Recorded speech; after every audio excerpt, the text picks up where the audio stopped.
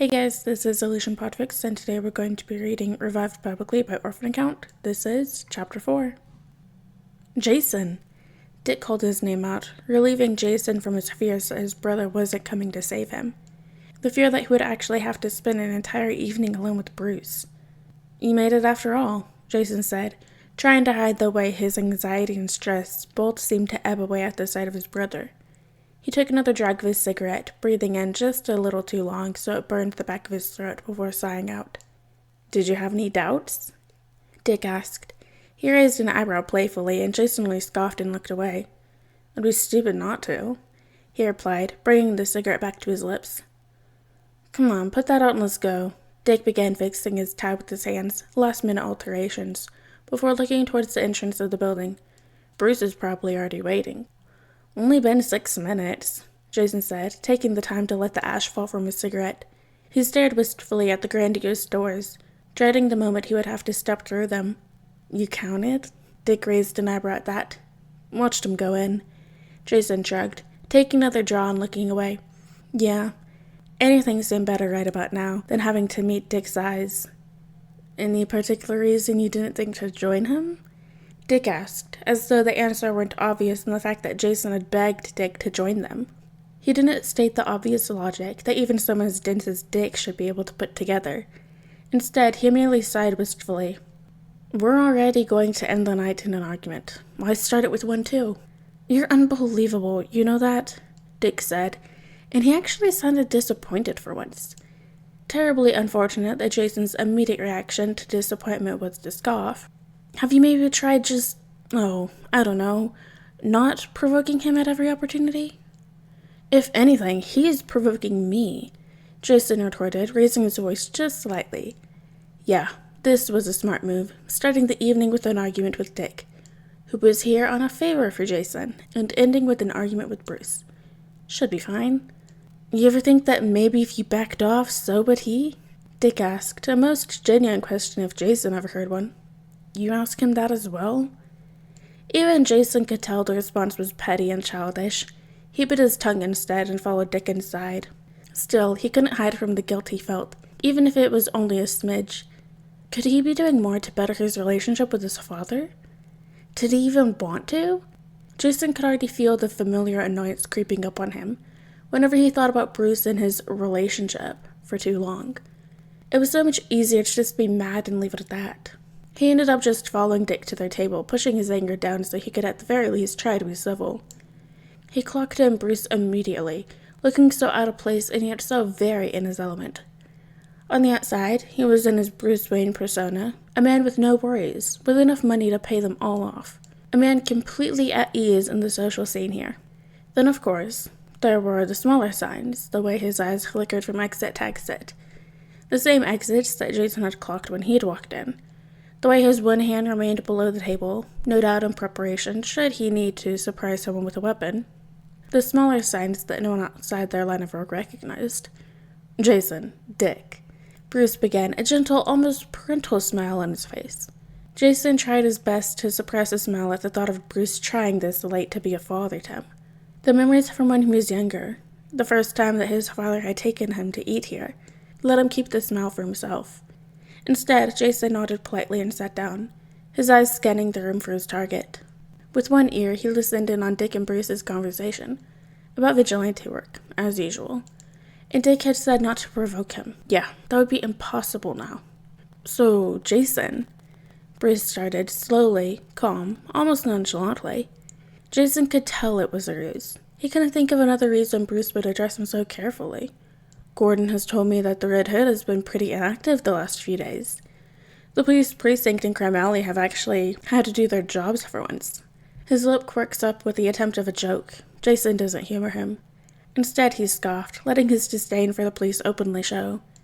Bruce's weak attempt at solidarity wouldn't be enough to win him over. His eyes continued to wander around the room until finally he made eye contact with the man he was looking for. Anything big you're working on? And of course, as per usual, this was the moment Bruce chose to ruin their dinner. There was no way he was asking that question for any other reason than to take control. Why were you in contact with the police precinct? Jason asked, absent-mindedly, as though he didn't care. He raised his lips to his glass, making sure to send the man who had already noticed Jason's attention a smile and a polite nod. Jason, and right on cue, there was Dick, ready to reprimand him for being an ass, as always. Don't. Jason cut him off. Bruce had started it this time. He was justified. He turned his attention back to the man who tried too late to be his father. I bet you aren't spending your spare time checking with the police force in Bloodhaven. Bruce looked confused, for a second only, then ashamed. That wasn't... Then Jason was saved from an argument he didn't care for, by the man from across the room. I'm sorry to interrupt, Mr. Stenton said, a slimy look on his face. That was a blatant lie. Truly. And another, so quickly, Jason could feel the bile rise in his throat. But how could I not notice Bruce Wayne with his 2 eldest sons? Jason already dreaded every moment here he'd have to spend with this man. But alas, he had a mission ahead of him. He could see the same annoyance he worked well to hide reflect openly on the faces of his brother and Bruce. And then the switch flipped. Mr. Stenton, Bruce said, donning a bright smile, his posture forcibly relaxing, no doubt ready to ask the gentleman to leave. If he didn't get that far. And Jason, Stenton cut him off, flashing a dazzling smile that could have rivaled Bruce's. He looked absolutely fuming, and Jason found it quite hilarious, to be honest. I'm so glad you made it back home safely. Although, I will be pestering you for a private interview soon. I'm sure you've got quite the story to tell. Yeah, Bruce was definitely pissed. It was only going to get worse if Jason got what he came here for. Really, all that was left to do was throw on his best Bruce impression, a bright smile that would confuse anyone who knew him and talk. Mr. Stenton, great to see you again. As for the story, maybe buy me a drink first and I'll open up. He added a wink, expecting the awkward silence that followed. Bruce, he looked confused. Annoyed too, but mostly confused. Jason had long since gotten used to that calculating look, where his father was trying to figure out his end goal. Hell, he had seen it just a few minutes earlier, and Bruce had asked about the Red Hood's absence. Dick just looked annoyed. He probably thought Jason was just entertaining Stenton solely for Bruce's discomfort. He was only half wrong. Talking with Stenton had been planned. Bruce's annoyance was an added bonus. And Stenton, the man was eyeing him up and down. Unlike Bruce, he had no experience in hiding his emotions, and his confusion was open on his face for the world to read. Considering his past, he was probably debating whether Jason's offer had a weird sexual component to it. Finally, the awkwardness ended when Stenton cleared his throat. We'll have to make our schedules align then. I'm assuming you're following in your younger brother's footsteps on working alongside your old man? Stenton asked, clapping a hand on Bruce's shoulder as he spoke. Jason almost broke character, just so he could take a picture of Bruce's expression. I certainly keep trying to convince him, Bruce joked, and subtly shrugging Stenton's hand off his shoulder with a forced laugh. The question in Bruce's eyes was clear. What are you playing at? I think it's a little soon for me to be jumping into work, Jason responded, nodding respectfully at Bruce. Besides, I wouldn't want to step on Timmy's toes. There was a brief moment of hesitation, and Jason almost believed he'd been too vague. The implication stood in the room. All the idiot had to do was take it. Well, when the urge to actually start living your life again finds you, then feel free to contact me. Stenton took the bait. Finally. He reached into his jacket, taking out a small card and offering it to Jason. That's my personal card, not just the one that links you to my secretary. He mirrored Jason's wink from earlier. Oh God, did he actually think there was a weird sexual component to this? You think you could have a position for me? Jason asked, raising his eyebrows in mock confusion. As he reached out to take the card, he hesitantly flipped it over, carefully reading the fine print. Only one? Stenton asked with an obnoxious laugh. My God, was he trying hard. We might not be as big of a company as Wayne Enterprises.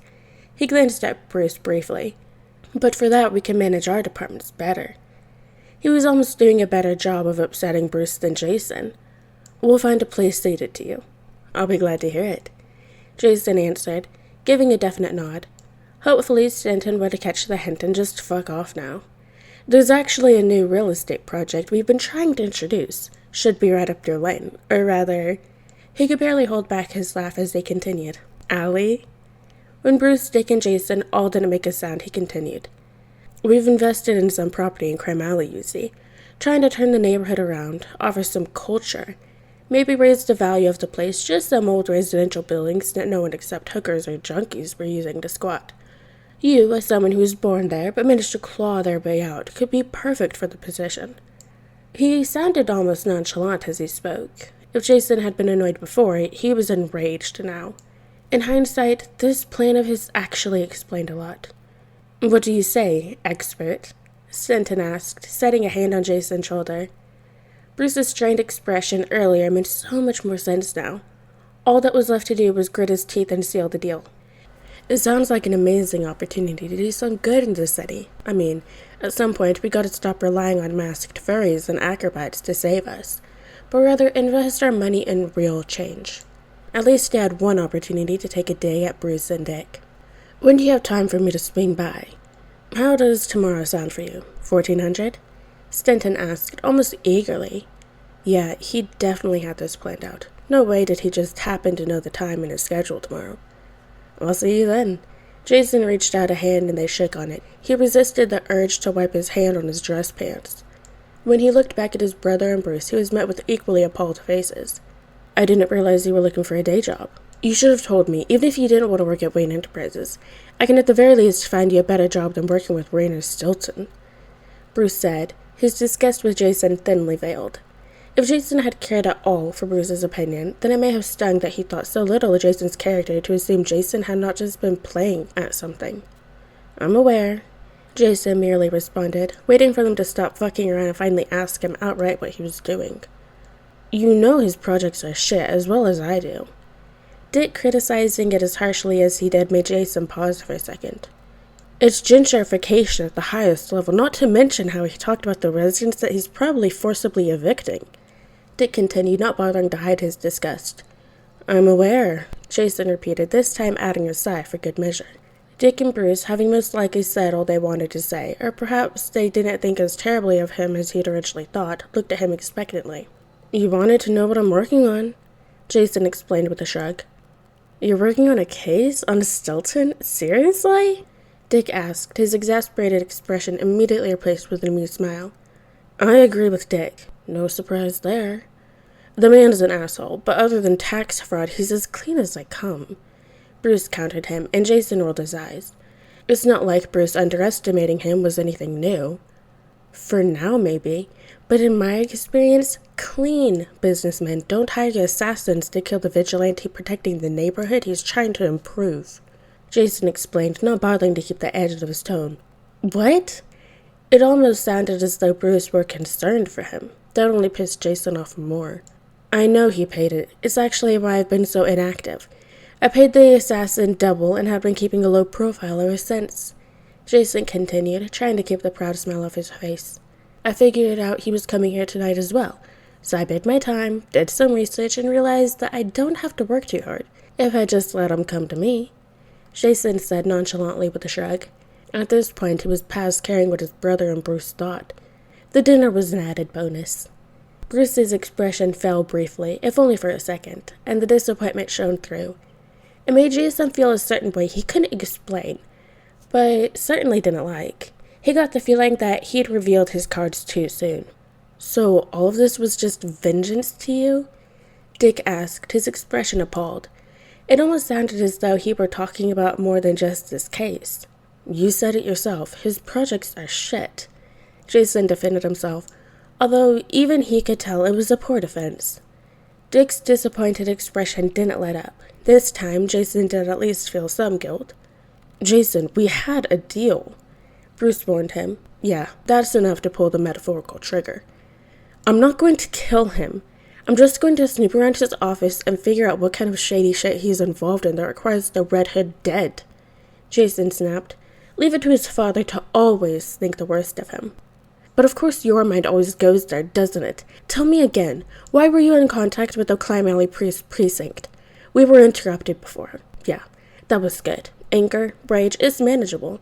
It's something he'd always been used to. Or would you rather lie about it? Tell me you weren't checking up on me, making sure I was still playing by your rules?" Bruce cut him off, donning an apologetic expression. "Jason, please." It was a little late for sorries. "Please what?" Maybe Dick was right. Jason couldn't stop himself from provoking Bruce. A quiet ping interrupted their argument, and the silence of anticipation engulfed them. Of course, Bruce got the easy way out. No doubt whatever ping had sounded from his phone was vigilante business. Probably better that way. Imagine the headlines, the public scandal, winter storm off from our PR dinner. But sure, you go. Jason deadpanned, sitting back in his chair and crossing his arms. Bruce's expression was truly one of guilt now. Jason hated how he couldn't bear to look at it. Go help whatever villains using Arkham's revolving door this time, he said instead, pushing down the guilt he was starting to feel himself at his words. We'll talk about this again, Bruce warned him. Then he was rushing off once more. Jason only sneered to himself, not bothering to look up from the table.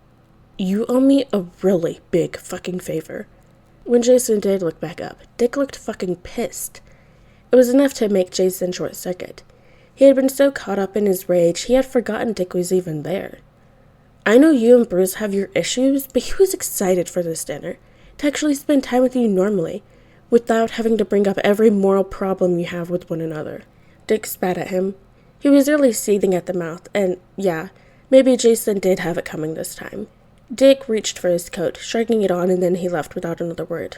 And Jason felt fucking guilty, which was really not something he felt too often. Had he been the one provoking his father this time? Had Bruce asking about his work absence really just been out of concern and not a means to control him? The fact that he felt conflicted only served to anger him more. He finished the rest of his drink and followed Dick out. Alright guys, and that is the end of chapter 4 of Revived Publicly by Orphan Account. I hope you guys liked it, and that's the next chapter.